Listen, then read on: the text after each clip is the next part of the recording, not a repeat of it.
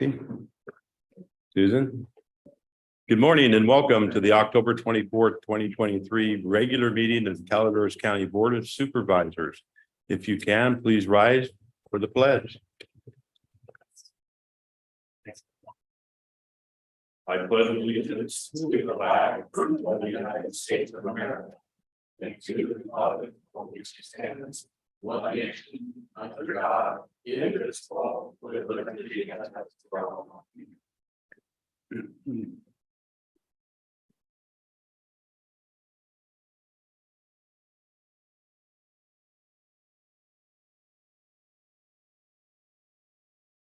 We'll move on to staff announcements. This is a time for county staff to provide updates of upcoming county events that may be of interest to the public. And I see we have Stan Moore.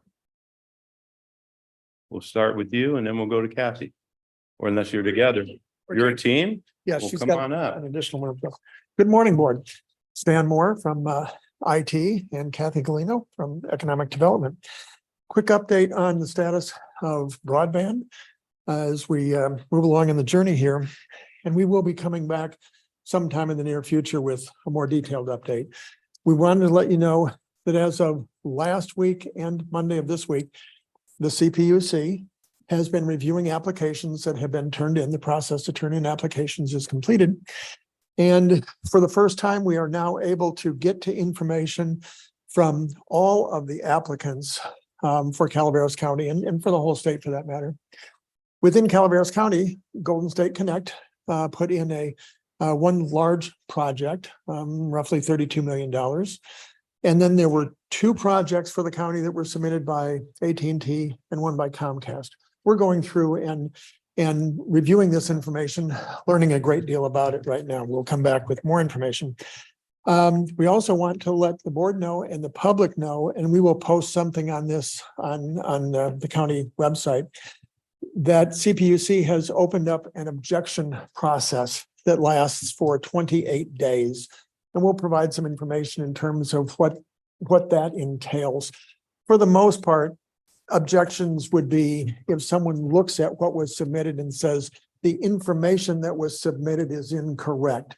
It's not an objection to say, well, I should be included in this first phase of the project. It's more about what was submitted is incorrect. We want to post that on the website just so that folks know that that objection period is open and what they could do if they're interested in finding more information. We'll be back at a subsequent board meeting and provide some additional information. So that's it on broadband. Thank you. Other exciting news, we are going to be creating a broadband webpage, Calaveras County specific, to talk about and show the community the various projects that we have going through the federal funding account for last mile. So it'll be very exciting. IT is helping with that. Just a couple other quick updates, if I could. We attended, Susan Tomasic and I attended the San Andreas kind of beautification open house that was this weekend. It was great. We got to talk to a lot of businesses, new businesses that are opening in San Andreas. If you have the chance, go down, check it out. This is a grassroots effort to beautify this historic area. The museum was open. Nielsen Park was open. We talked to a bunch of folks. It was great. And then we went over to the International Observe the Moon Night, which was at the library at San Andreas. That was great. There was about 300 kids and parents and games and rocket launches, and it was really great. Thanks. Any other staff announcements? In the room, online? No? No, there's none online. Okay.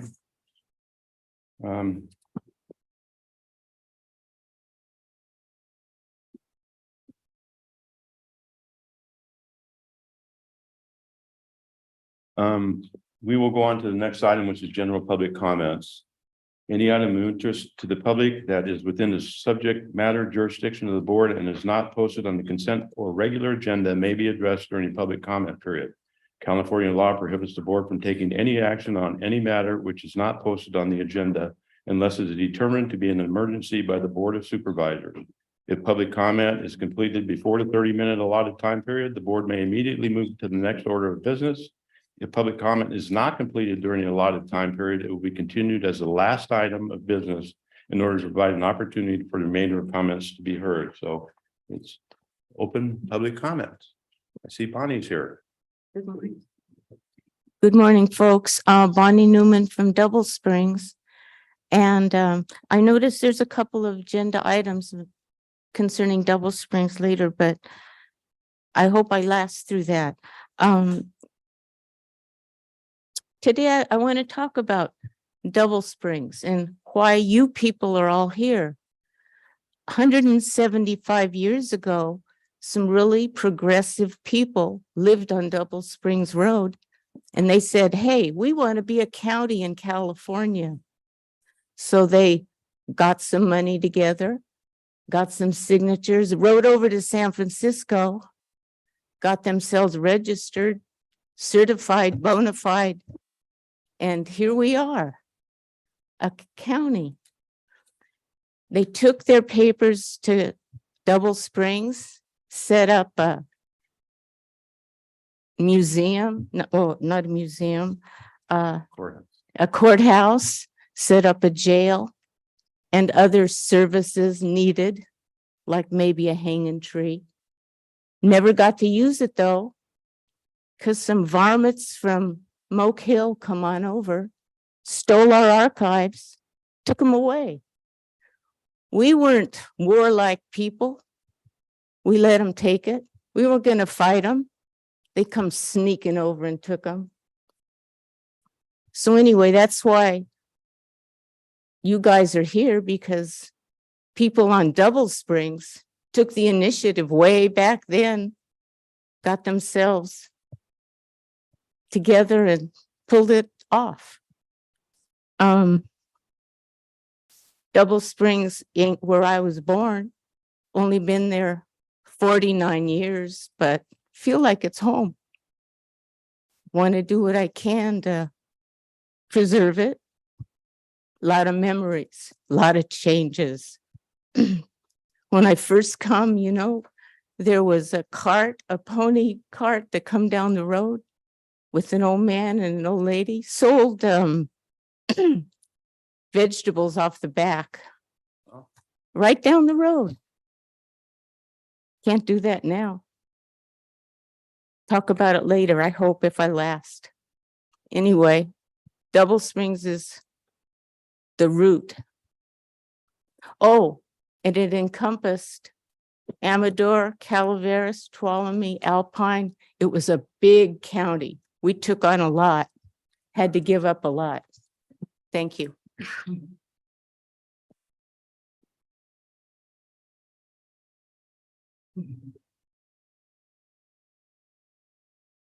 Morning. Good morning, Mr. Chairman and members of the board. My name is Tom Watson. My wife and I own a home in Arnold, and we love Arnold. And Calaveras County has been a wonderful place for us.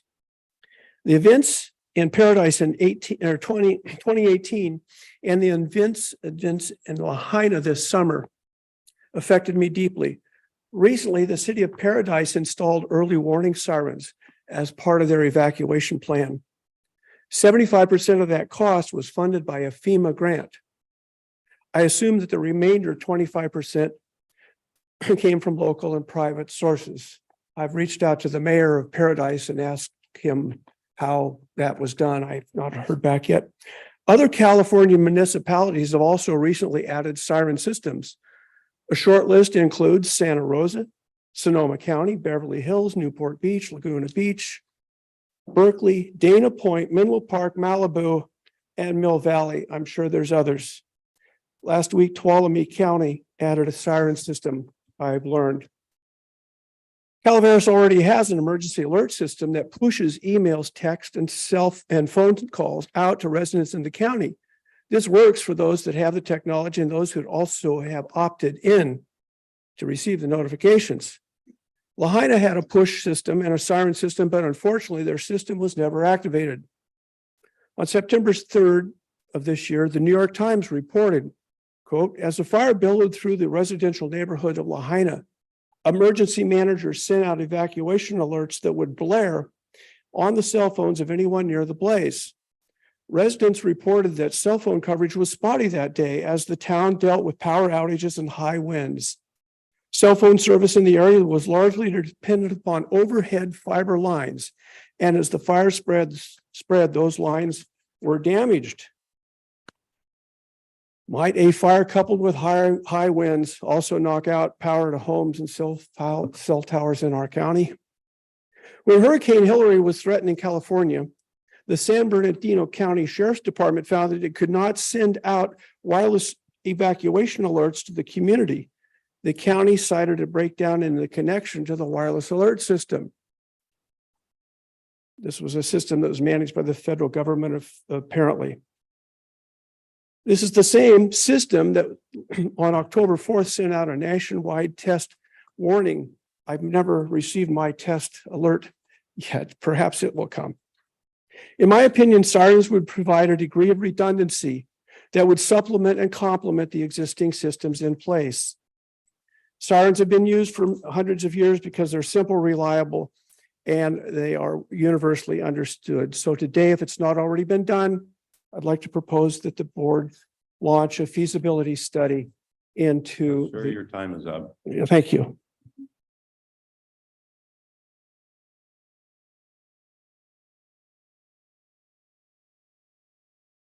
Good morning, Terry McBride, District 2. Morning, Terry. I'm looking at this as fabulous to help our people of our county. Also, committee chair and senator of New California State. We will be having a meeting Thursday at 5:30 down in Valley Springs at Roundtable. If anybody would like to come and hear more, we are gathering close to the finish line. Documentation is provided to Congress. We are following the Constitution and it's happening. And the Board of Supervisors of every county ought to be so grateful because for once you get to listen to your people instead of the state.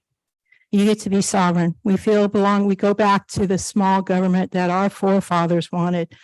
I want to real quick to read a part of this because it's fabulous words. And I don't know if you all know who Dan Smoot is or was. This was written in 1966, and I think it is so relevant to the times that we live in right now. The title of it is A Constitutional Republic, Not a Democracy.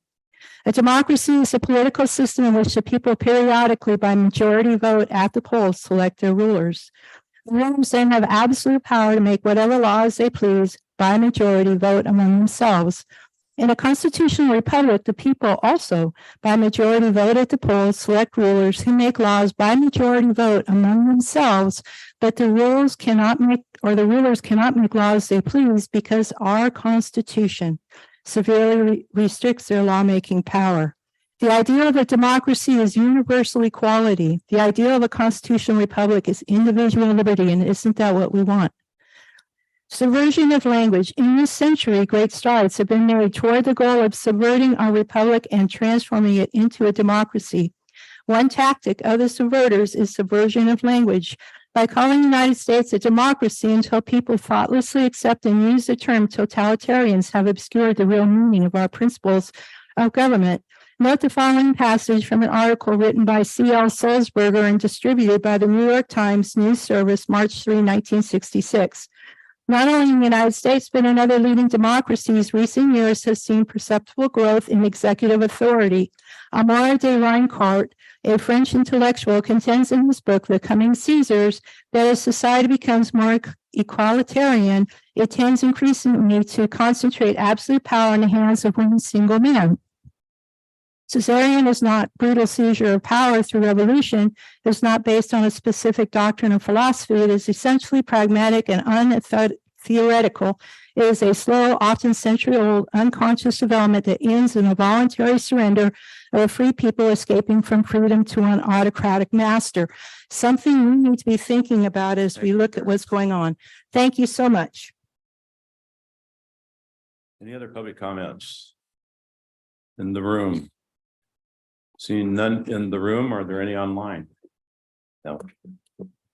All right. we will move on to the next agenda item. That's the consent agenda. Consent agenda items are expected to be routine and non-controversial. They will be acted upon by the board at one time without discussion. Any board member, staff member, or interested party may request the removal of an item from the consent agenda for later discussion. Is there any board member who wants to remove anything from the consents? Seeing none, is there any staff member? Mr. Packenford, Good morning. I'd like to move item 13 to the next meeting, please. to the next meeting? So Yes, pull sir. Completely off the consent. Thank you. Any other staff member have an item on consent? Anyone online? There are no online requests. Okay, since none was pulled other than one to be pulled on to the next meeting, bring it back to the board. I'm open for a motion for the consent. A motion by Supervisor Garamendi, Okay. second by Supervisor Fallendorf. All in favor? Aye. Opposed? Passes 5-0. At this time, I want to take a moment. We have someone from Resource Connection here. Come on up. We just had an item on the consent agenda that we approved from each one of our discretionary funds that we have now. We never used to have them. We did a long time ago, and then a lot of things happened. So each supervisor put in money into a pool for the Resource Connection. They offer a check for the holidays to feed the people that are in need. So we would like to present to you. The board members want to come down.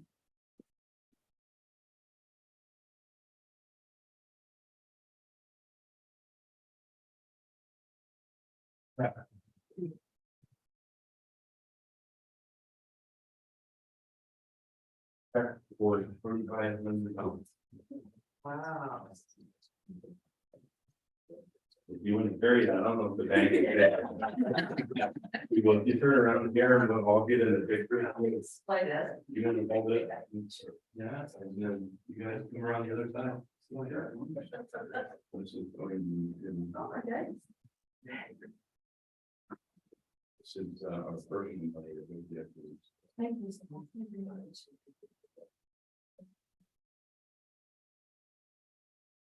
Thank you. Yay.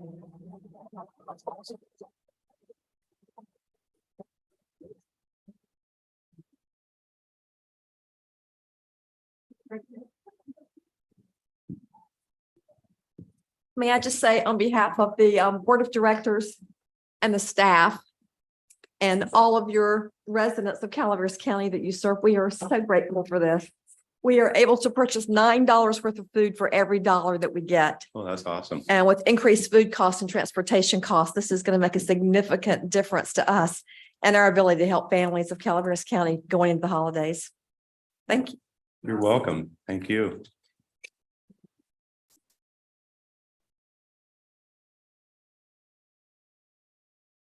All right, we will move on to the regular agenda. Item number 16 is an informational item from Human Resources to receive an update from Stacy. Is that correct? Yes. Stacy Winchell with Evergreen Solutions LLC on the status of the comprehensive classification and compensation studies being conducted for the county. We do have a presentation. You have a presentation. Do you want to come in? So why don't we take a couple minute break for you guys to get set up? We'll take a 5-minute break.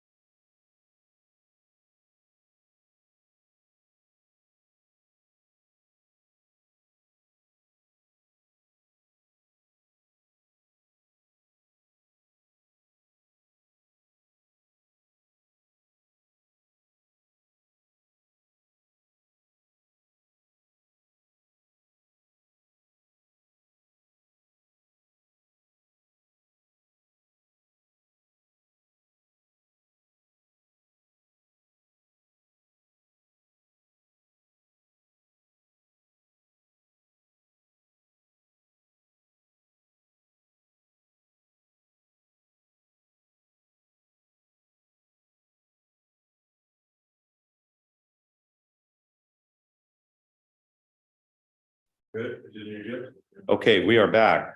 Stacy and Judy, you guys are on. Okay, good morning, Chair Tofinelli, members of the board, Judy Hawkins, Human Resources and Risk Management. And we are very happy to be here today to give you an update and the status of our comprehensive countywide classification and compensation study. I have Stacy Witchell here, who we have been working with since the beginning, and she has a presentation for you.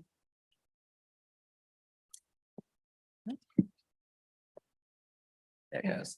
Well, good morning. Thank you for having me here today. We have a presentation that we'll walk through today to give you an update on where we're at with your current classification and compensation study. Any questions along the way, please feel free to ask or hold them to the end, either whichever way you prefer.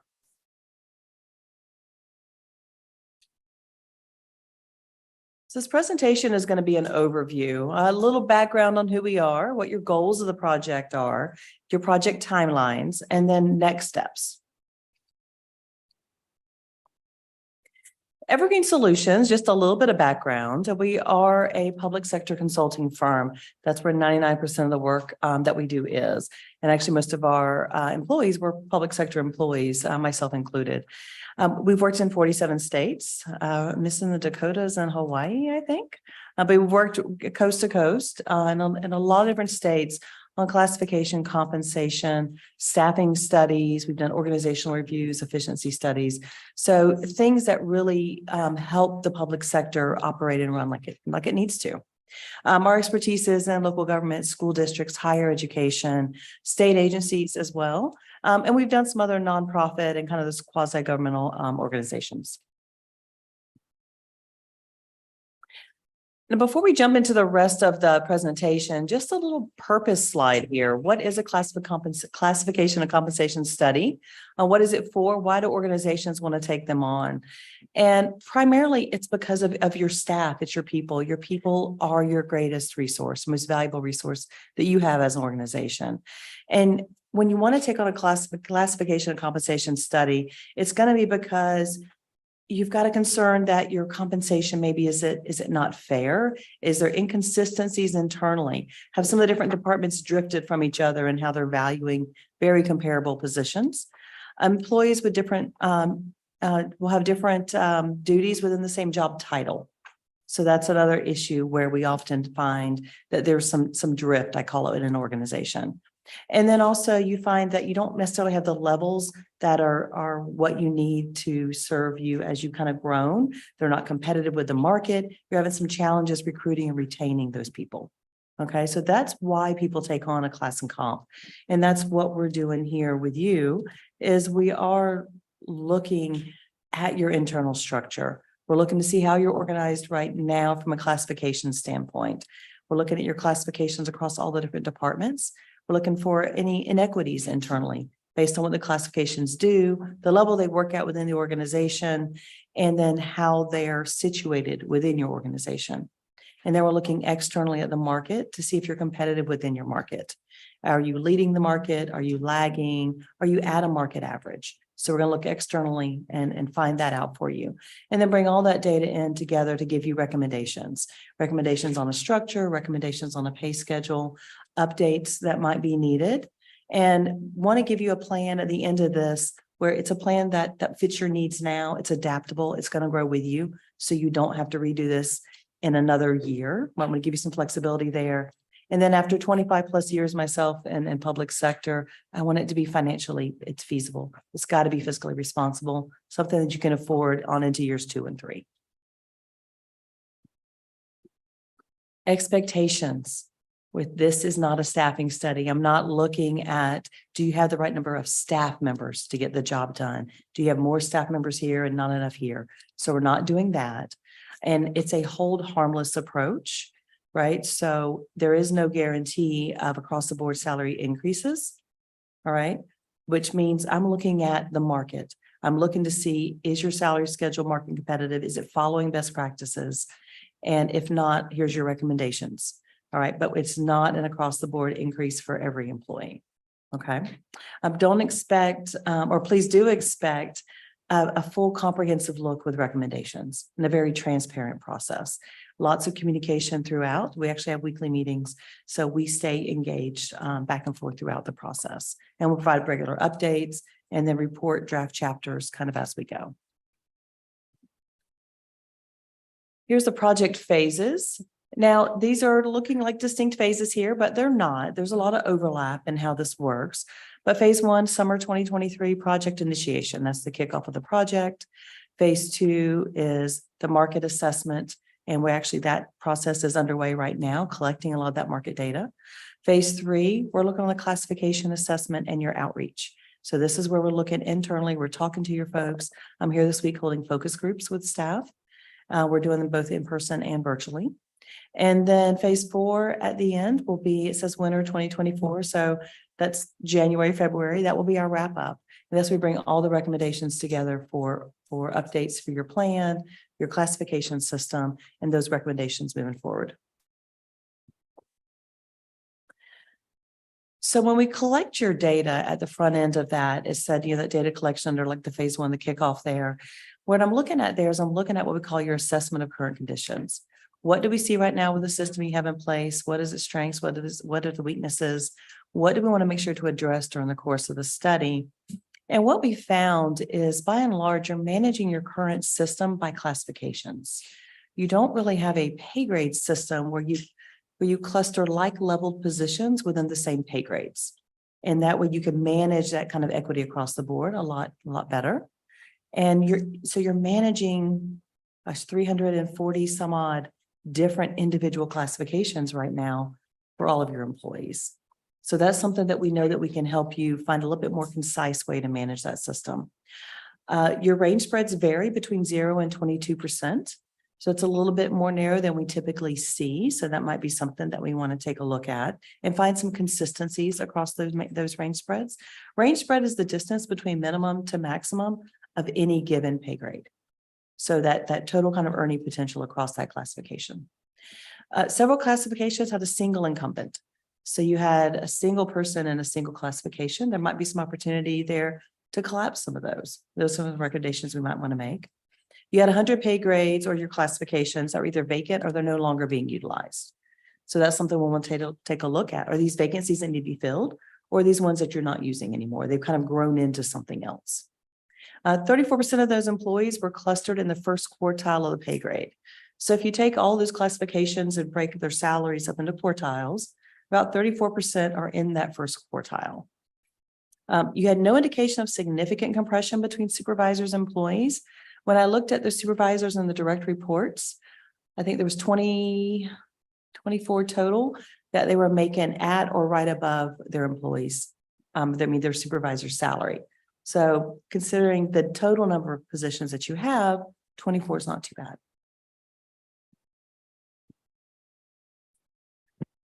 The current phase right now, as I mentioned before, employee outreach. This is where we're here this week doing the focus groups and supervisor manager level interviews, both virtual and in person. Employee classification and compensation survey is also going to be administered this week. So that's going out to all employees. So even if they're not able to participate in a focus group, they can still participate in the survey and provide us some feedback on any classification and compensation concerns that they have for their position. We have a job assessment tool that will be released next week. The job assessment tool, it's a work factors, job factors survey. And what we're asking people is about their particular position. What level do you work at? Is your title correct? If not, what should that title be? Give some input there. Does what you do match what's on your job description? If not, tell us. And what level of complexity is your position? What leadership level? How much decision-making authority do you have? What education is required to do your job? Those types of questions will help us better understand what each of your positions are actually doing. And then based on that, we'll help you create a hierarchy of all your classifications. Market data collection is ongoing. Hope to have that wrapped up here pretty soon. I do have an update here for you to give you an idea of where we're at right now, what we're seeing with your market data. These are your market targets. We selected these targets as a collaborative approach. These are peers of either similar size or close proximity, similar services offered as a public sector organization. So that's your peer list there in that table. All responses are adjusted for cost of living differentials.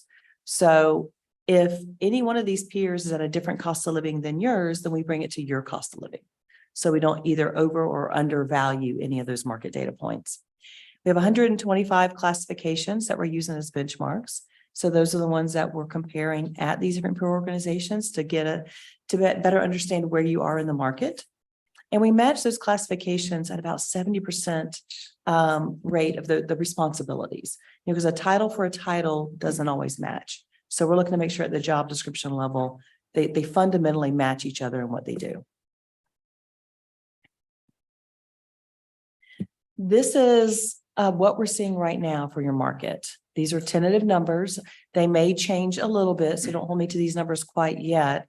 But this gives you an idea of what we're seeing in the market right now. So if you look at that midpoint, which is where I tend to focus in, that tells me right there, you're about 13% behind the market with your salary ranges.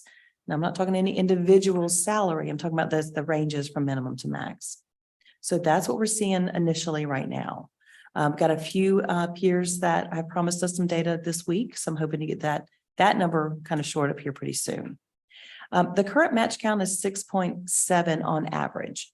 So that means on average for all of those classifications we took to market, I have almost 7 responses for every single one of them. Because not every peer is going to have the exact same positions you do. Some of them I know have, 11, 15, 16 responses. So I've got really good data to utilize.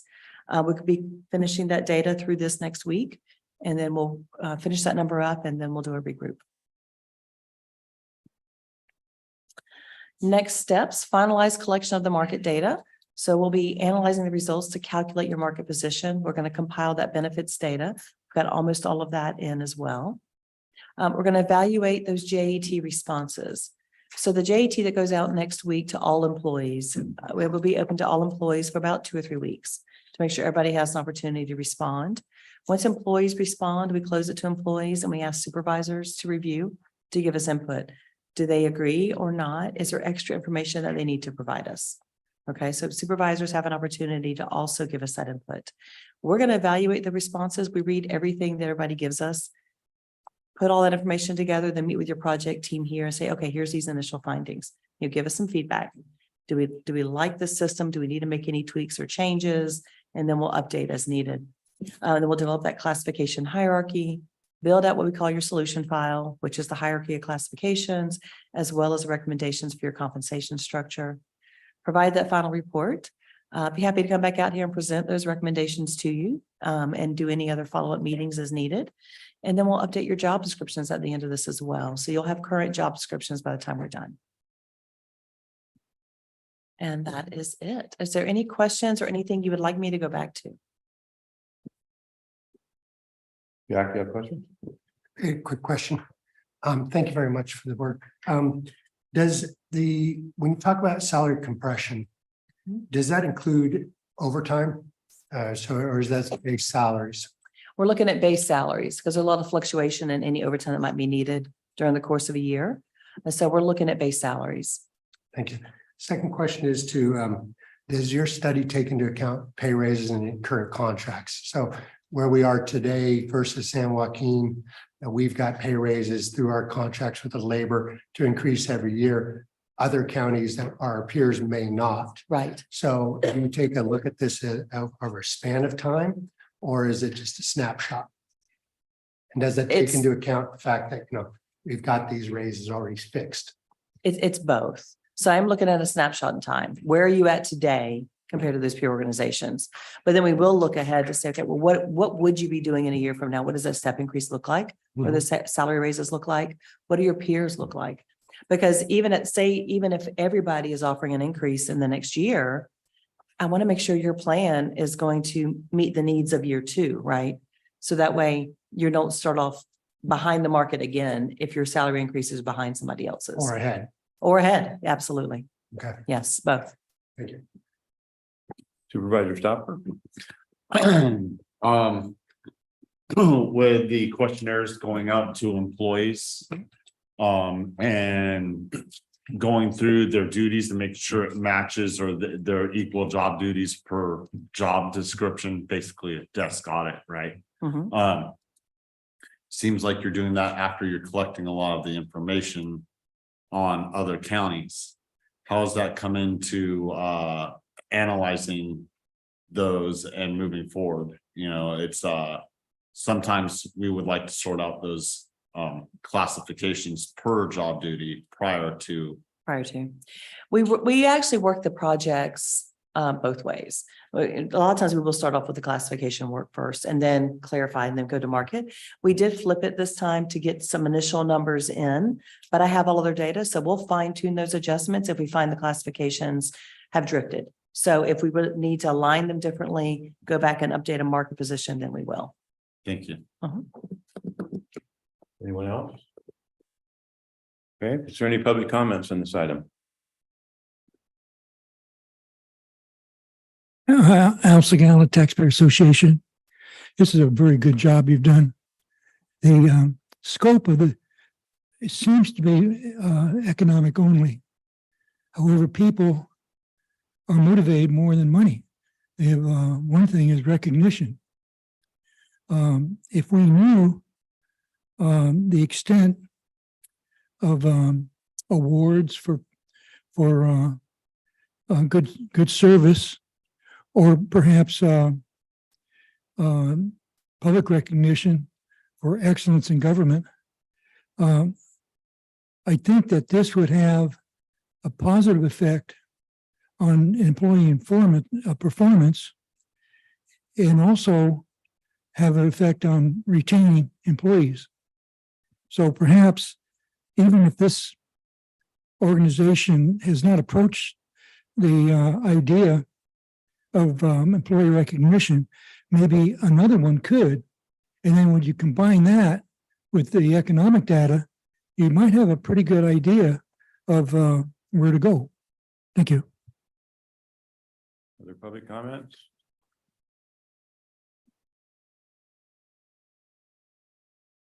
Why do you let people in here like me? I have a question or two. How much does this study cost the taxpayers of Calaveras? And will it be used for anything? I'm thinking of the Mintier Harnish report where we spent $1 million and never even found out what it said. So I'm just curious how much this is going to cost the taxpayers at this point. I don't have a question about the need for it, just how much it's going to cost us. So the contract that we brought forward in July, the study is under 60,000 for the comprehensive study. Okay. Sorry. The study is just under 60,000. Any other public comments on this item? Seeing none, we'll bring it back to the board. This was informational. So thank you very much for your presentation, and we'll look forward to seeing you again to update us. Absolutely. I'm happy to come back out soon. Take a couple minute break.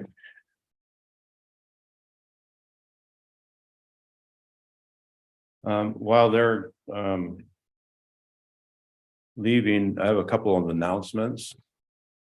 If you're here for item 22 has been pulled off the calendar and it will come back at a later date.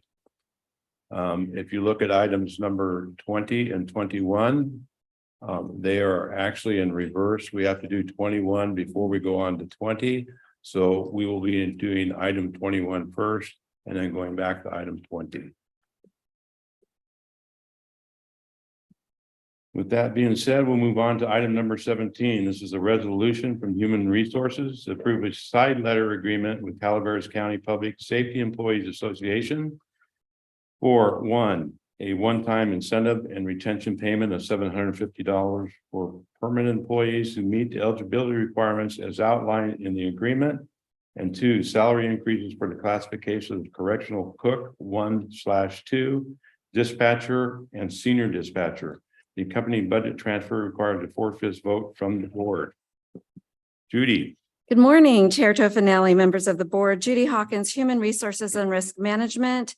And I am bringing before you increases for positions within public safety consistent with other increases we have recently brought forward.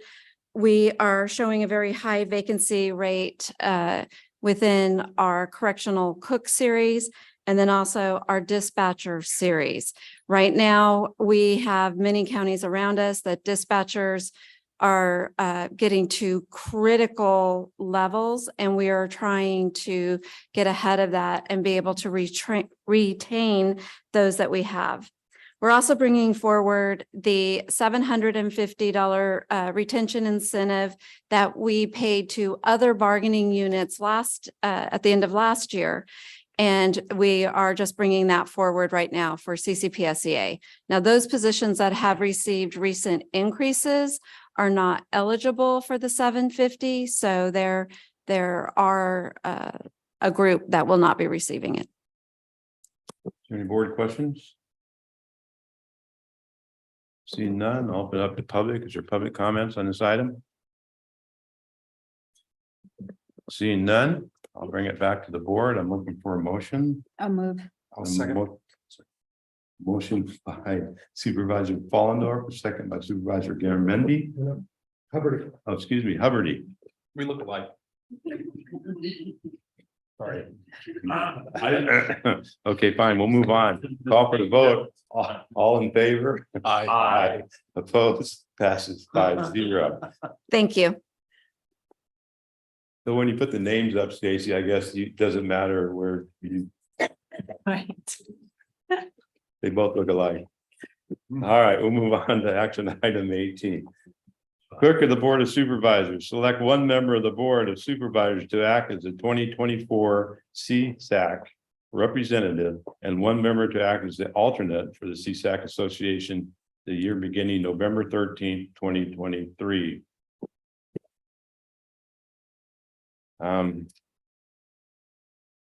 It's from the clerk, but she isn't here to present the item, so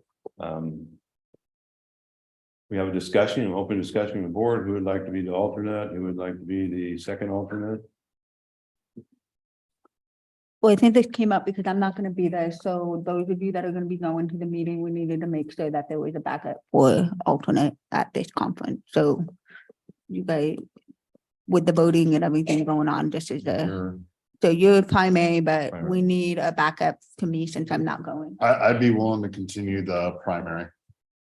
That's not on, you will be.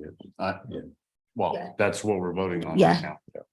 So most of it was for this conference coming up, to give somebody else the delegation of also voting ability, should you need it for some reason. Supervisor Herbert. Well, I mean, overall, that's all of our decision. But there's also an alternate opportunity to fill in for him. So if that's what people would like. I'll step in as the alternate, if that's all right. And you'll be the second alternate. Second She's- alternate, But yes. she's not gonna be there. That's why we're doing this, so you can go and be the second alternate. Behind our primary then. Well, if that's what people want. Covering our bases. Everybody's saying they want to be primary, so you're the only one. So moved. Let's open up for public comment first. Is there any public comment on this item?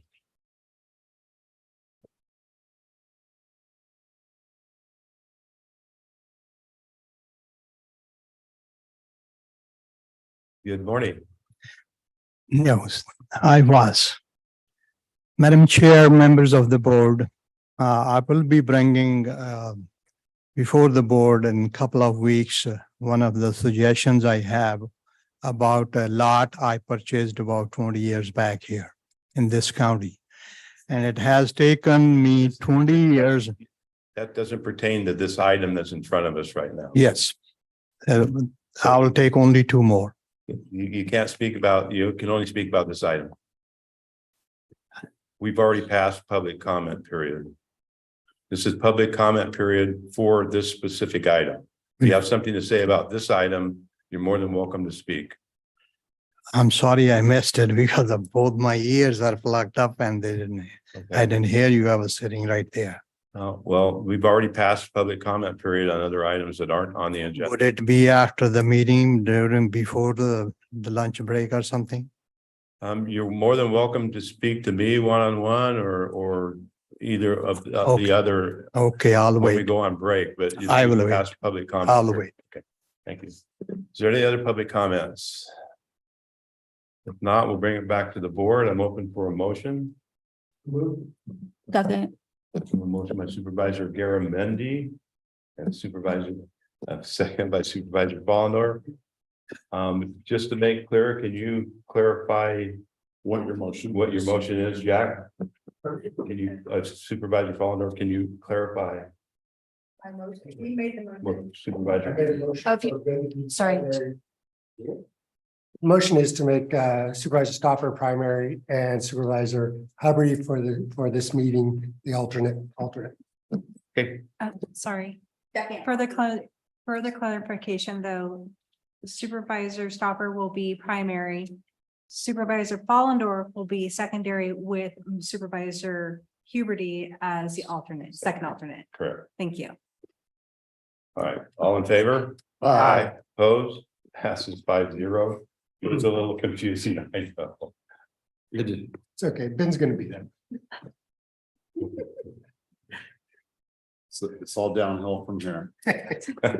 We'll move on to item number 19. This is an informational item from Public Works to receive a presentation from the Department of Public Works on its 5-year strategic plan. Mr. Packinger. Good morning. You need a couple minutes to set up.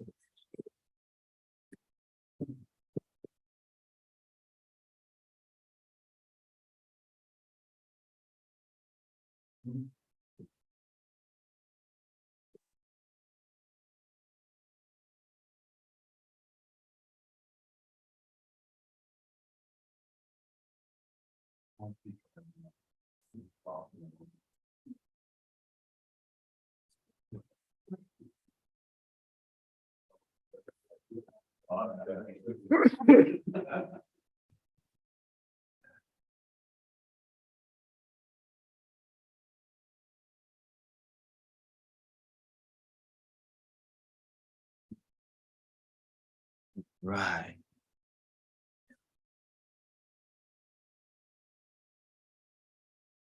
Good morning. I'm hoping this is a brief presentation of the Public Works Strategic Plan. We'll see how this goes. Thank you. The purpose of the presentation, I'll discuss briefly the history of strategic planning. Is kind of interesting to me because I've been involved with it for quite a number of years. And we'll discuss where we're going with the strategic plan going forward. So the strategic plan that we have currently in place is one that was prepared by Josh Pack, the previous Public Works Director, and he collaborated with various members within the Department of Public Works to put this together. But strategic planning has actually started way back, I would say somewhere around 2005, 2006, when Rob Houghton was Director of Public Works. We spent quite a bit of time preparing the vision statement. You'll see that here in a moment.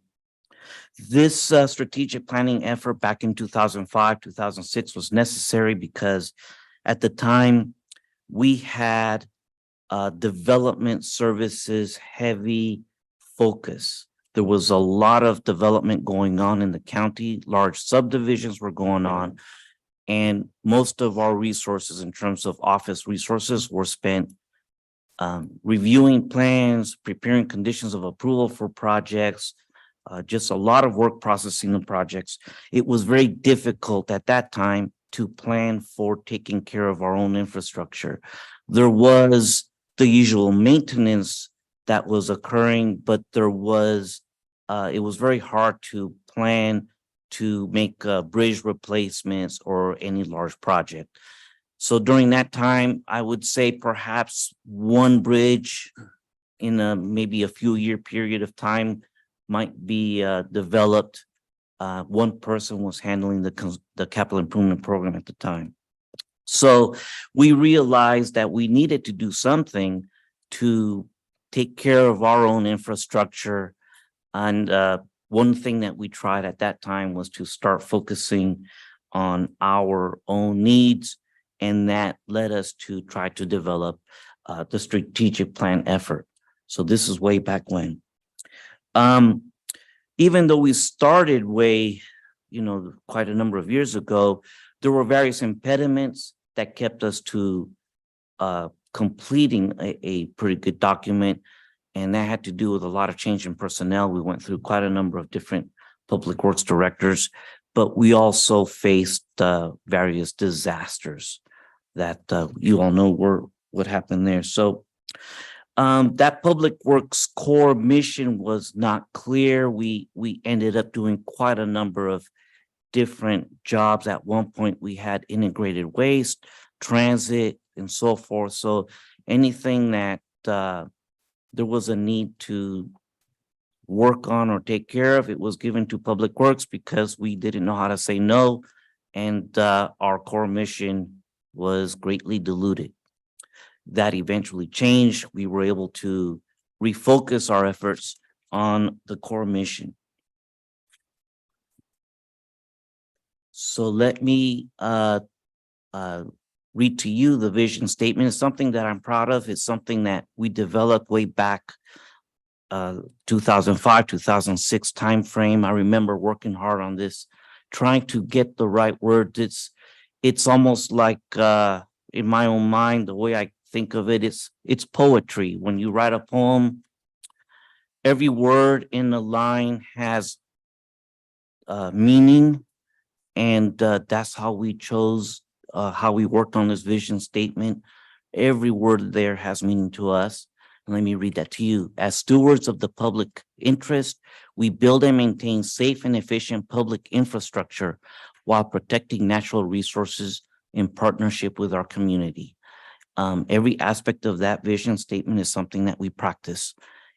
And in some areas, as you may know, the practice is something that we almost have no choice because, for example, we have to have permits for doing a lot of our work.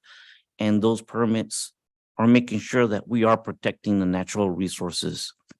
So that's the vision. Mission, we try to keep something kind of simple, providing reliable infrastructure with dedication and excellence. That's the mission. Our core values, again, we try to use an acronym that we can remember, not like the ones that Caltrans has. That's alphabet soup there, but here with this one, it's respect. And let me focus in on, for respect, we have resourceful, effective, the safety, positive, empathy, commitment, and teamwork. But let me focus on one item there, the positive, that can-do attitude. It's something that we work to make sure it permeates the organization down. It comes from our frontline personnel. Those are our people answering the phones and taking in the applications, interfacing with the public, all the way to our road crews that are out in the field performing the work. And of course, the public sees them very much doing the work. Our inspectors have a lot of experience in helping the public. You as the supervisors generally hear when our inspectors are when there's a difficulty between the resident and our inspectors, when our inspectors have to enforce the codes, we are not allowed to waive the codes. What you don't hear often is how much the inspectors have worked with some of these residents so that they can can come into compliance. We work with them to give them, well, there's a limited amount of advice that we could give them, but we do tell them where they can turn to. We have our manuals that help them put together the plan. For the most part, we don't require engineers to do the work. A resident can do the work. And we'll do better with that, maybe perhaps giving samples or something like that. But in some cases, of course, there's engineers that have to do the work when it becomes a complex project. So when there's a water crossing or something, there's hydrology and hydraulics. Engineers have to do the work. But for the most part, our inspectors try to work with the residents so that the work is within their reach and it's not something that's impossible for them to do. What we're interested in is protecting the property boundaries, protecting the roadway, protecting the waterways. If we can accomplish that with our work with the residents, then we're done. We're good. So we back in 2000 and 2020, 2009, the SWOT analysis was performed by Josh Pack and the group, and these were the strengths and weaknesses, opportunities and threats that were found at the time. It hasn't changed in the years that I've been here. The threats and opportunities and so forth are pretty much the same. One thing that we didn't plan for, we could foresee at the time, was a pandemic and how that would affect our operation. It was a positive and negative effect to us. I guess you could say that to all of the organizations. We adapted and found different ways to conduct our business, found new ways to communicate with the public. But that's, for the most part, these are the issues that we face. A lack of increased revenue, increased costs, those types of things. That's the same thing that's been the same story for years and years and years in an organization like ours. So we have some goals to keep us focused, to keep us going in the right direction, something that we review always. This is not something that's just sitting on somewhere collecting dust. When the county embarked on the strategic plan effort countywide, I provided this document to Robert Bendorf. We discussed various things, making sure that our plan was consistent with, in line with the county's strategic plan. And it's almost maybe a little subset of the county's strategic plan, something that fits just with our organization.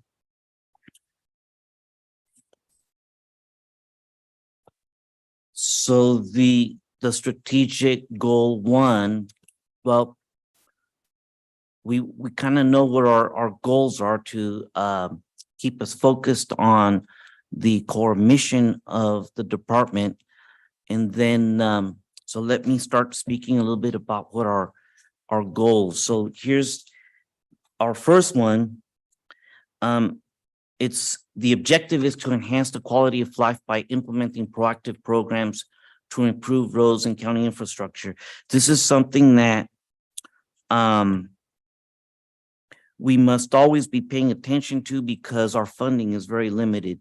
We have to work very smart with the limited funding. We have to be able to stretch our dollars. And we're looking at always new funding opportunities. So you may remember just recently we received the Active Transportation Grant Award. That's $9 million. There's a Clean California grant that we just received in the last 2-3 weeks. We'll be coming to the board with a resolution for that one. That's $975,000. And that project is completing some of the lighting in the Murphy's Park area, amongst other items there. Our bridge work is grant funded. And we continue to look for grant funding opportunities. That's what helps us deliver the larger value items.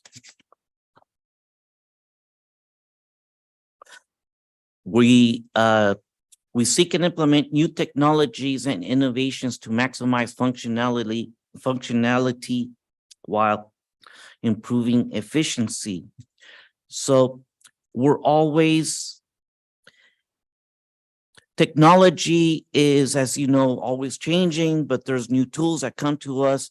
One of the newest tools that we have that allows us to collect efficiently input from the public and provide feedback is the My Calavera service request system. That system is consistently monitored. The road maintenance crews use that to keep a track of where issues are. And of course, we use that also to provide input for some of the larger projects.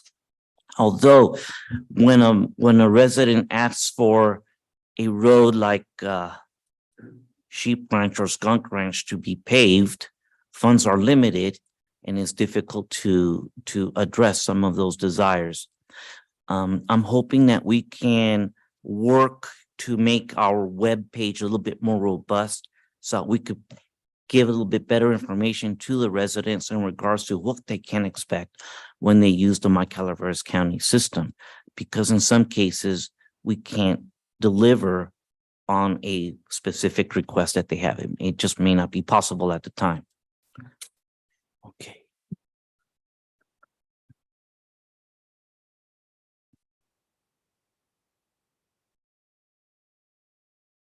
Oh, one thing I didn't mention on that last item is that we work in partnership with the Council of Governments, and they have their own CIP tracking system that we have been able to also use, and we're populating our projects into their system so that you can see where we're at with the projects and the project expenditures, and it communicates a little bit more information to the public.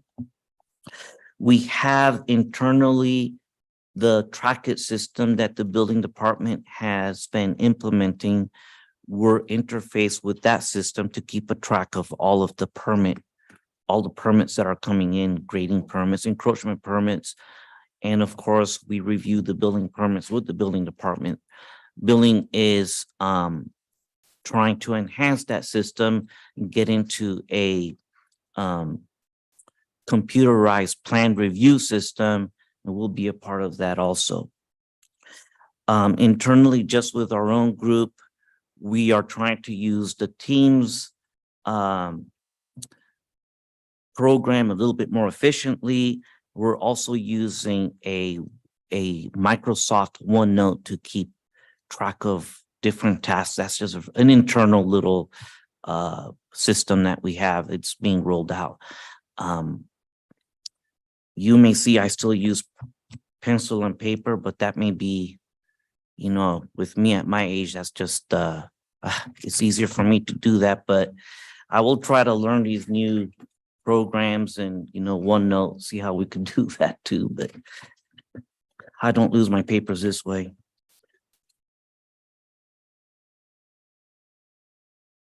Provide a renewed, this is goal 3, provide a renewed focus on systemic road safety projects designed to improve public safety and reduce collisions on county maintained roadways.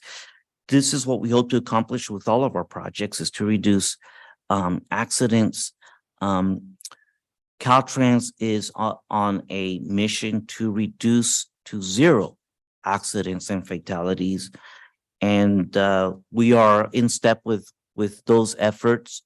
There is funding from the state and the federal government to help us deliver those kinds of projects. And we have received funding. For example, we're working on the road safety sign audit, RSSA, that you may have seen already. There's the high friction surface treatment project. There's thermoplastic striping that we're going to be doing. There's guardrail upgrades, and we've presented at various times contract awards or co-op agreements to the board, and we'll continue to do that. You'll see some of that work. You will also see that within our CIP that we present on a yearly. There's an action item there to develop and maintain local road safety plan. We have our office, Janella submitted a grant application through the Safe Streets and Roads for All Planning grant to develop the new action plan. Once that plan is developed, we can use that for funding projects. That's the way projects are funded. They all have to come from a grant, from a plan first. COG helps us quite a bit with the planning, the planning documents. But in this case, we have this one planning document that we hope to complete. And then from there, we can have projects funded.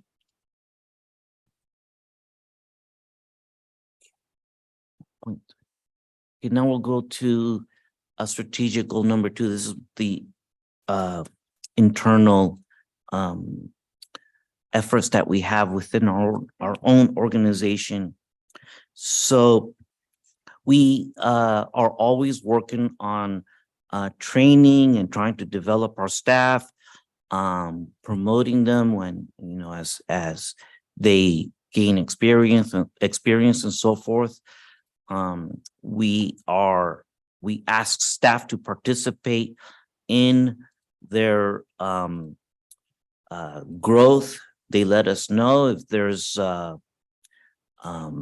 opportunities that they see.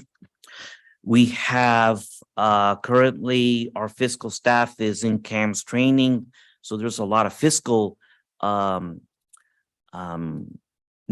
that they have to have working in various systems. Our own staff have specified training and they gain their certificates.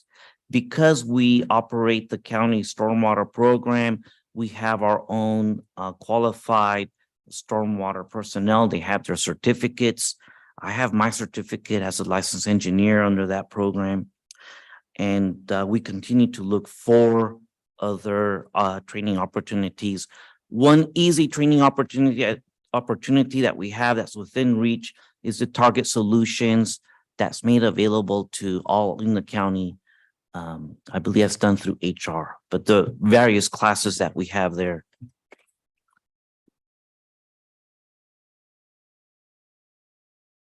So let's go to the next one.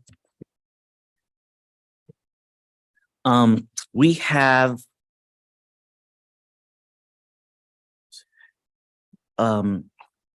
like I was saying, we have staff that have certificates and a lot of training with this kind of work that we do. There's always seminars that we go to, but we have to be careful on some of those that the funds are limited, so we need to get very good training. We had a recent experience that was very strange. We sent some of our staff to a traffic type of training, and it was through UC Berkeley. And the discussion ended up being more in regards to equity and almost a different subject. So we need to be careful with that kind of thing to make sure that the training fits exactly what the personnel are working on.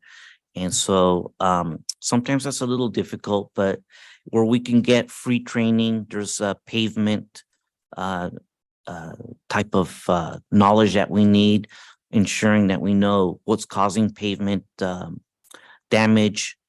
There are private companies that want to sell us things, so we could take advantage of some of their offers, and they offered free training. So that's what we look for. Okay, encourage employee recognition. This is something that was started a few years ago. What we have is a little program where we send a survey to all of our employees, and there are different categories that they respond to within the survey. Employee of the year, most enthusiastic employee, rookie of the year, so forth and so on. And what's interesting to read are the comments within the survey, because they like to write down what they think about their peers, and we collect them, and it's good input. They care about each other quite a bit. So last year we had, for the employee of the year, a tie. It was between Matt Rogo, who works in our in maintenance in our road crews, and Mark Kanzelak, who works in our with the financial business administrator. We had, for the team, it was the equipment service center. The supervisor of the year last year was Johnny Meyer, and the most dedicated employee last year was Troy Smith. So we're going to get our surveys out again here in the next couple of weeks, and we're going to do our awards again. We'll present it at our luncheon in December. We recently had a little lunch to thank and recognize our workers for the hard work that they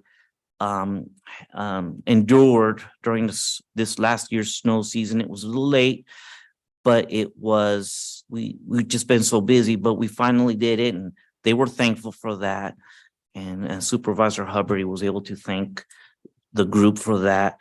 A few years ago, Supervisor Stopper's last act as chair was to thank the road department for all of the efforts that they had. And he was able to go to all the yards to thank them personally.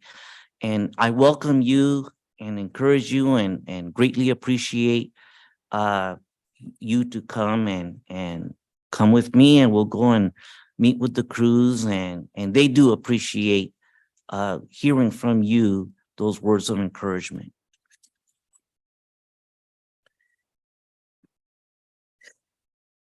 In our, this has to do with safety. We have centralized procurement of safety, the PPE, all safety type of things. Emma Bell, I believe you've all met her. She's in our office making sure that things are running smoothly in terms of safety. Our road crews have responded well to her. They listened to her suggestions, and we hope to keep a very close eye on this so that there are no safety issues. That's an important thing. Now, communications and relationships.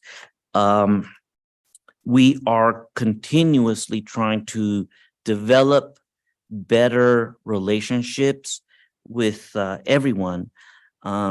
We are trying to implement this year a tool, the teams, for our snow removal efforts. We'll see how we do with that, in addition to our regular communication efforts that we always have. Social media is not my thing, but we have a person that is an expert under contract to take care of those things.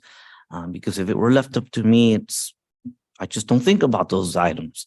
But we have someone that, you know, that has that expertise, and we feed them all of the information in regards to press releases and try to get the word out to them. We have established meetings with our local utilities. They impact our roads tremendously. That communication, sure, we're communicating, but it's still difficult sometimes to get them to perform.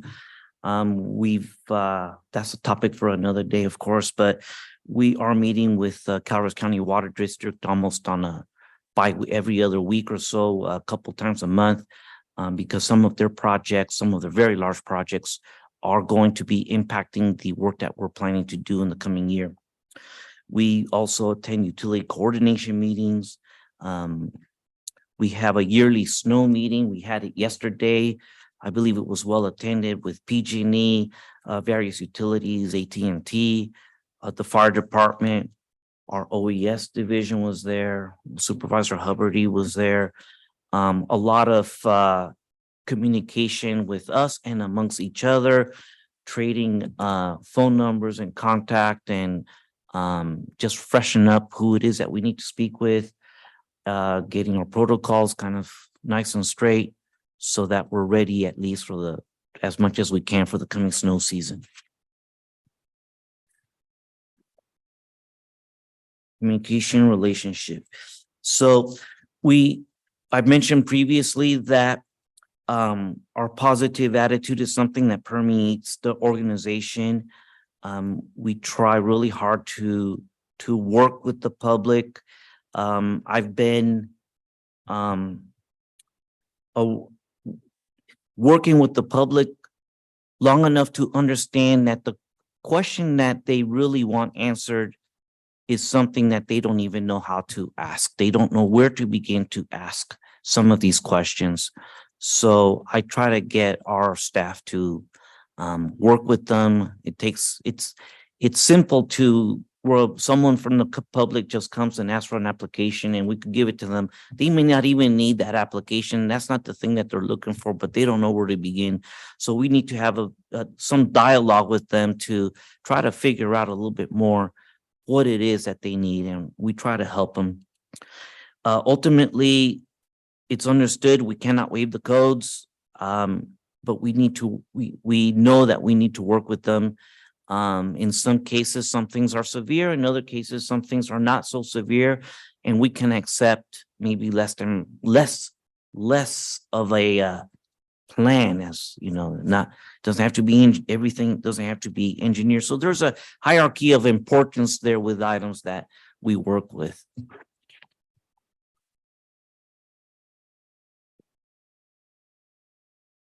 So we're part of this plan, as you know, with strategic planning, something that it could easily be something that can sit on the shelf and no one looks at it, or is something that we're constantly looking at and working with and improving. Not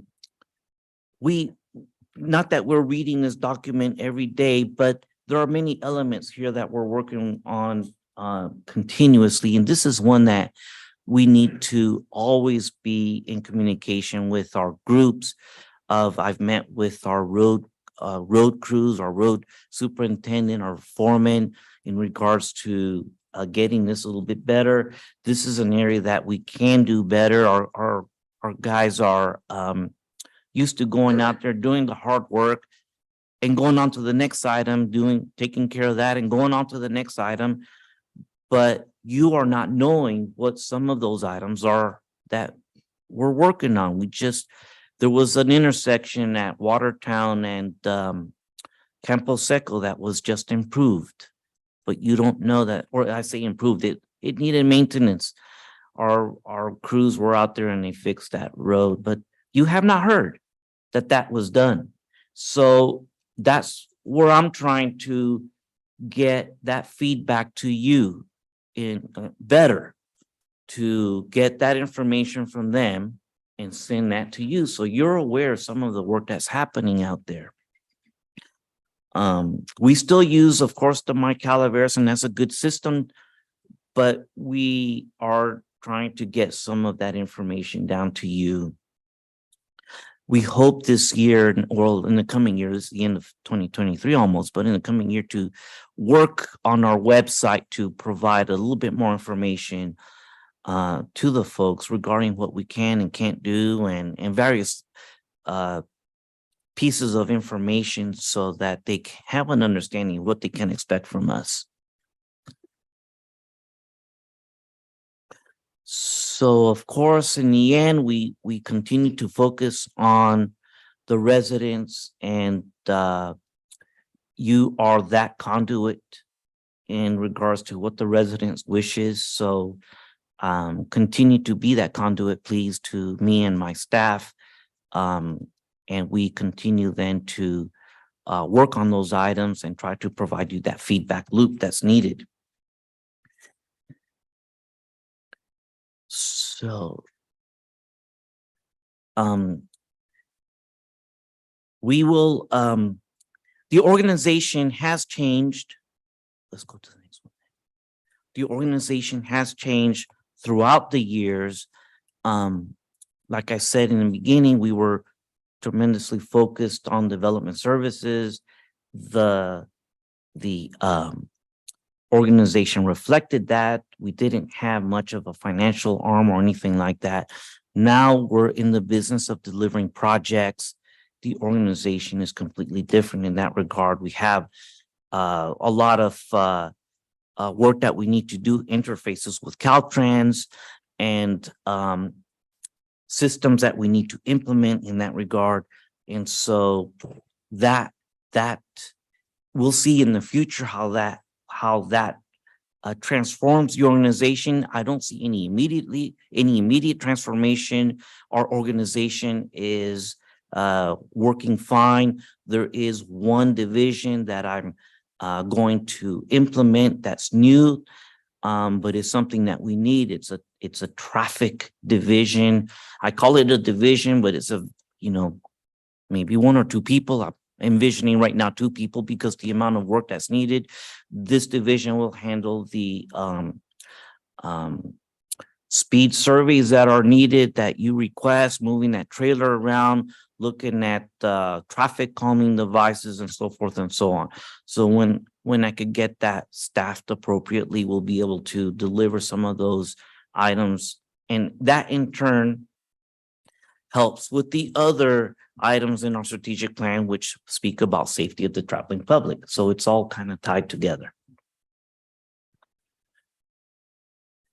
Here we have our work that we do with our partner county departments. We work very closely with the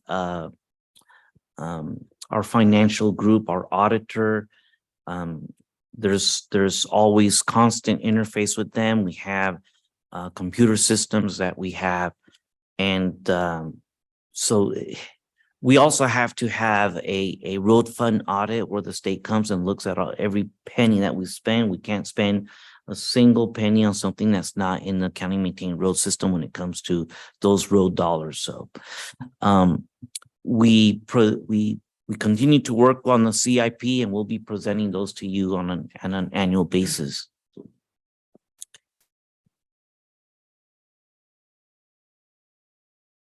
Now, this one here, you have in me and in Mark Kanzulak and with Kelly and others in my office, very frugal people. We don't like to spend too much money. We try to make sure that the dollars are spent wisely, and we watch everything. So it's the only way that we can survive with the revenues that are pretty much stagnant, but the costs keep increasing. We're expecting a cost in salaries to go up, a cost in materials to go up. So we're looking at ways to plan better the use of materials, how we order materials, and so forth and so on. So that's ongoing. So I could I'm not going to read the whole thing there for you, but strategic planning is part of an effort that's started. It's a subset of an effort that has kind of, I would say, ancient roots over 100 years ago, when scientists were looking at manufacturing and making sure that the processes were efficient as possible. And various companies took different approaches. Toyota is famous for its operational efficiencies, and there's a lot of stuff and a lot of science that's written behind this. It's really interesting stuff, a lot of stories there. But there's one thing that's come out that's kind of simple, almost as, including a strategic plan at first, and that's plan, act, do, check.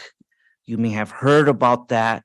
That's something that we practice pretty much daily. We're always doing our plans. We have to check that the plan works. If it works, we act on that. We keep checking. It's a feedback loop that's always working. And what I have to do is to make sure that I communicate back to you in that feedback loop, the feedback communication. Okay. So thank you for, I was hoping this would be short, but you gave me the microphone, and what can I do? Are there any questions? Supervisor Garamendi, your light's on your microphone. Sorry. Supervisor Hubbard? No. Supervisor Stopper? Actively pursuing grants. The $9 million grant, where was that from? The Active Transportation Program. Okay, from the ATT. That's correct. I just want to clarify that. When you're talking about stretching the dollar, because it seems like we aren't getting more money in, but yes, costs are going up. 4 years ago, we as a board had before us our capital improvement plan and how we're going to move forward, like the 5-year. Right. And consolidating work in given areas so that we aren't, for contracting, it's cheaper for contracts, bringing in people, so they aren't moving equipment back and forth, the extreme cost on equipment. It seems a lot of times we've fallen away from that because of one issue or another. And it's not nearly as reflected on the capital improvement plan moving forward as it was 4 years ago. And moving forward, I would like to see that come back together because it makes sense on stretching the dollar. Yes, sir. You talked about providing information to elected officials. We used to get a quarterly report. Maybe doing something like that again instead of moving away from it would keep us more in the light. Field employees. I did attend that when I was chair, and it's just from my perspective as a fact.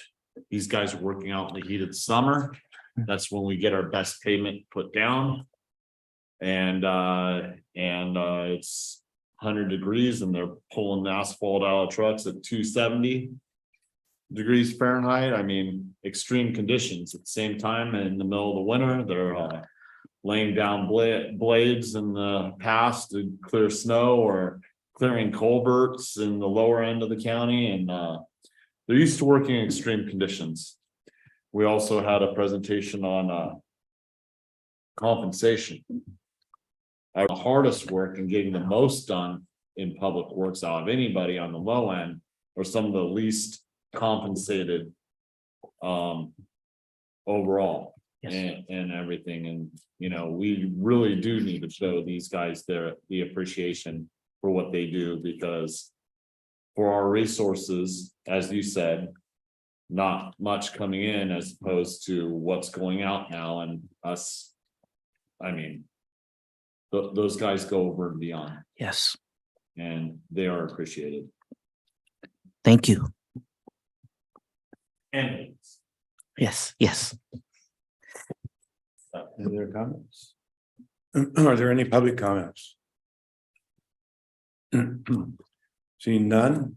Thank you, Robert. Thank you, Kelly. Thank you.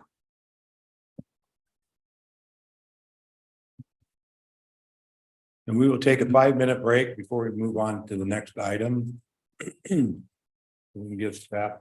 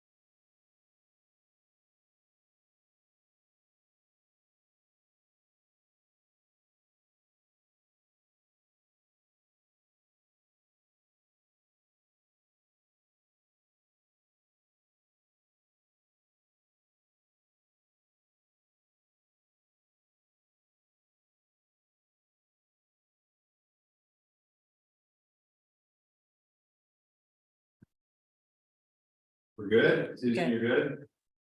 We are back, and we are here for items 21 and 20. However, Department Head Gabriel, you have a comment on both of those for us? Yeah, Chair Tofinelli, Supervisor, CEO, and County Council. Upon consultation with the applicant on items 20 and 21, we have decided to pull the item off the agenda so we can do some additional work on the CEQA document. So they will be coming back at a later date? They'll be coming back at a later date, yes. So if everybody understands that, we are removing items 20 and 21, and they will be coming back on another meeting. At another In the meeting. future. And item 22 is already off the calendar anyway, so we're done. Okay, thank you. So with that, we will move on to supervisor announcements. In compliance with Government Code 53232.3D. Board members shall provide a brief reports on any meetings attended at the expense of the local agency, and it may make other announcements or reports out. Supervisor Hubbard. Thank you, Chair. Friday the 13th, I did an interview with Al. Thank you, Al. And on Thursday the 19th, I toured the North Grove and the big trees prescribed burn that was done in the North Grove, and that all went to plan. On Monday the 23rd, as Robert was saying, I attended the winter storm warning meeting, which was brilliant. Really appreciate that being pulled together. There had to have been 40 people in the room, but exchanging those telephone numbers is huge for wintertime. I also attended later that day with Chair Tofinelli, the CSCSA meeting. I did want to address Tom Watson, who spoke at the public comment regarding sirens.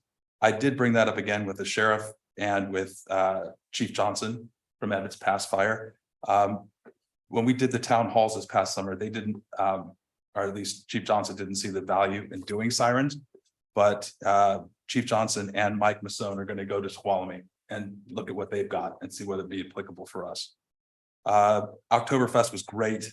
The Cow Pie Social was great up in District 3.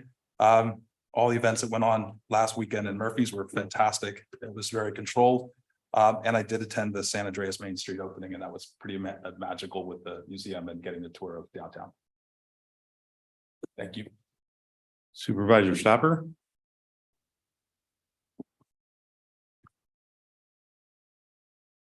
We have one more meeting prior to CSAC. I did attend the special meeting for ACA on Friday. 2 split meetings, one in Sonora, one in Jackson. Miss Teresa was good enough to attend on the Sonora side while I was in Amador.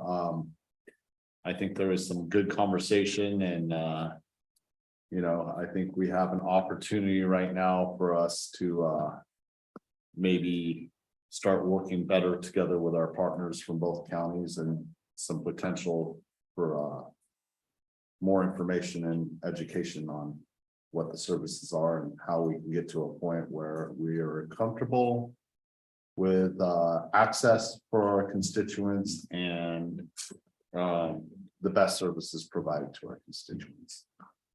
And I think we'll see possibly something, what will we call it? ACA will be doing to the news. Sorry, I hope I lost my train of thought, but they'll be doing a press release to the news media that's official here very soon. Is that good enough? Supervisor Garamendi. Thank you, and thank you to staff for getting that was exciting. I attended the CTC meeting, which I'm sure my colleagues will report out on last week down in Madera with a successful outcome. That's what I'm required to report. I would like to ask, following up on that we receive a report from Public Works on how they're going to complete Wagon Trail Phase 1. And I'd like to also hear their financing plan for Phase 2. seems like a reasonable next step, and we shall be aware. Is that it? That's it. Supervisor Fallendorf? Thank you. I attended the District 10 Caltrans Bike Advisory Committee. Supervisor Woodrow also attended, as a lot of the topics were related to the highway for corridor from Markleeville all the way over to City of Angels, with multiple bike events that are going on, from the Mr. Foggy ride and Death Ride and things like that. So we had a good conversation with the stakeholders on a lot of those events for the 2024 year. I did also attend the CTC meeting in Madera last week on the 18th and 19th with Gamindy and the chairman, along with Melissa Rajo from the COG. And I just want to thank Caltrans, the COG, the city staff, especially those that not are just internal staff, but external staff, such as Matt, that really helped us get this project to where it is today. And I just really appreciate the collaboration, and it's been in many years in the work. I will let you talk about the rest of it. And then this Thursday, I will be having a town hall on the final and third town hall on the copper community plan. And thank you to the planning department for putting that together, and the community for coming out and participating. And then this Wednesday, I will be attending the Community Action Agency workshop in Sonora, and I'm sure Friday's event will be talked about then as well. And that's all I got. Thank you. I attended the San Andreas Main Street Open House event on Saturday. It was well run. It was very good. They've done a lot of work on Main Street, a lot of the business owners there. And it looked very good, and it was well attended, and it was well taken. It was a good thing. I like what's happening down there. Also attended the Central Sierra Child Support Agency meeting yesterday with Supervisor Huberty, and also attended last Wednesday and Thursday, the 18th and 19th, the CTC with Supervisor Fallendorf, Supervisor Garamendi. It was a very good meeting from our standpoint. And I would like to thank everybody involved. Like Supervisor Fallendorf mentioned, the names of people that have been involved to get to where we were and actually get the item on the agenda for them was very, I don't want to say difficult, but we were in a very precarious place to be able to get on the October meeting agenda versus the December. And it was critical for us to be there, and the teamwork that was provided got us there. And we waited until about the afternoon on the last day, the 19th, our item finally came up, and we were awarded $14 million to finish phase 1 in Wagon Trail. And that was our request. So we fully got our full funding for the request that we put in for it to finish it off. I want to thank again Caltrans, Dennis Agar, and Caltrans at the state level, and also Dennis Agar's assistant Grace, along with Matt Satal, Supervisor Garamendi, Supervisor Fallendorf, and Melissa Raggio from COG and her staff. They were fully involved in trying to get this thing done, and it was a collaborative effort from all of us that ultimately rewarded us with the money to finish the phase 1. I'm in collaboration with Supervisor Garamendi and Fallendorf, and from here going forward, that we need to have, I would say, at least bi-monthly reports from Public Works on where we are on this project as we go forward, not only progressing to finish it, but also financially where we're at, so that we don't get in a situation that we were before. But I think from every indication from Caltrans and Dennis, that the money that we were given and awarded is adequate to finish what we have going forward.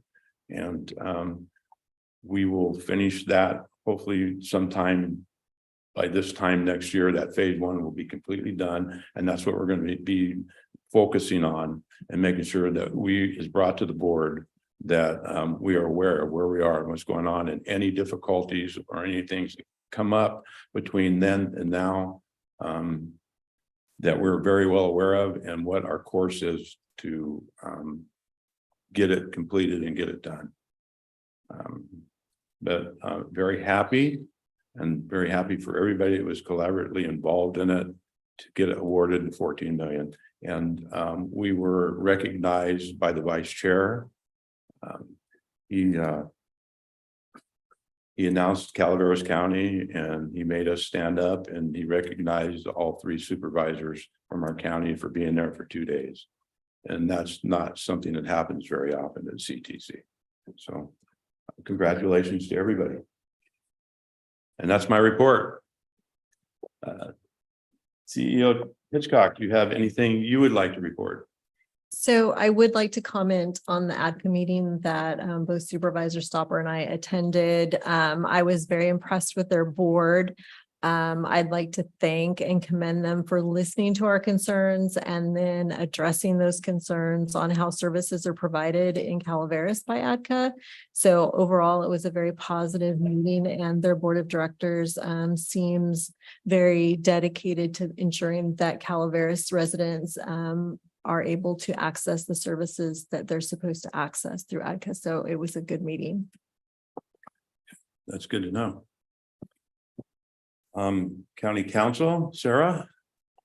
I don't have any updates. Nothing to say. Nope. All right. Clerk, Stacy, No, we're all good. nothing to say. No. Happy Halloween, happy Hanukkah, anything like that? Sarah?